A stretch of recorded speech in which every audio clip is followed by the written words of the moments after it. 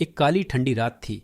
हवा में सिहरन थी और आसमान में चमकते तारे भी जैसे किसी भयंकर रहस्य की गवाही दे रहे थे।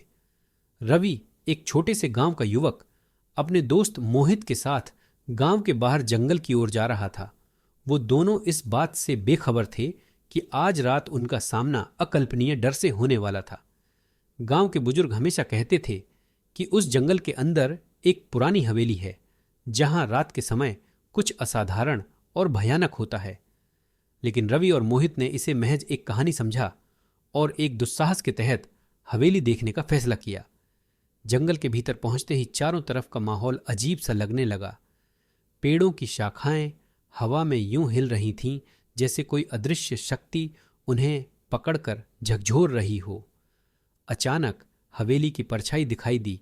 टूटे फूटे दरवाजे और दीवारों पर पड़ी दरारें जैसे सालों से किसी के कदमों का इंतजार कर रही हों। रवि ने हिम्मत दिखाते हुए दरवाजा खोला। अंदर घुप अंधेरा था, लेकिन अचानक से मोमबत्तियां अपने आप जल उठीं। मोहित ने घबराते हुए कहा, यहां से वापस चलो रवि, यह जगह सही नहीं लग रही। लेकिन रवि ने उसकी बात को अनसुना कर दिया और अंदर की ओर बढ़ा। तभी एक धीमी डरावनी आवाज सुनाई दी, जैसे कोई फुसफुसा रहा हो। दोनों ने एक दूसरे की ओर देखा और उस आवाज की दिशा में चलने लगे। हवेली के एक कोने में एक पुरानी पेंटिंग टंगी थी। पेंटिंग में एक महिला थी जिसके चेहरे पर उदासी और आंसू झलक रहे थे। जैसे ही मोहित ने पेंटिंग को छुआ, महिला की आंखों से खून के आंसू टपकने लगे।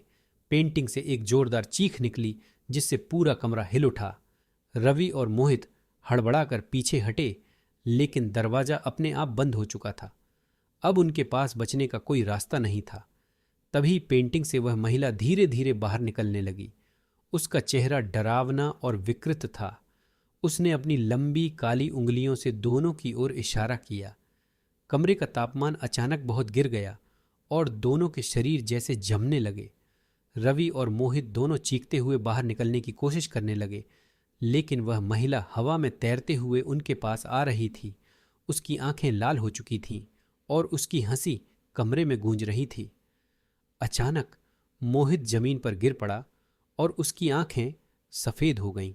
रवि ने उसे उठाने की कोशिश की, लेकिन मोहित की धड़कनें बंद हो चुकी थीं। रवि को अपनी जान बचानी थी, लेकिन दरवाजे तक पहुंचने से पहले वह महिला उसके सामने आ खड़ी हुई। उसने धीरे से फुसफुसाते हुए कहा, तुमने मुझे जगाया है, अब मैं तुम्हें जाने नहीं दूंगी। और फिर वह महिला रवि की ओर झपटी। कमरे में एक आखिरी चीख गूंज उठी और उसके बाद सब कुछ शांत हो गया। अगले दिन गांव वालों ने हवेली के पास दोनों के शव पाए और उनके चेहरे पर बेशुमार डर और सदमे के भाव थे। गांव के लोग अब और भी ज्यादा यकीन करने लगे कि उस हवेली में कुछ बहुत बुरा है, और वह रात उस काली हवेली की आखिरी कहानी बन गई। कहानी का अंत।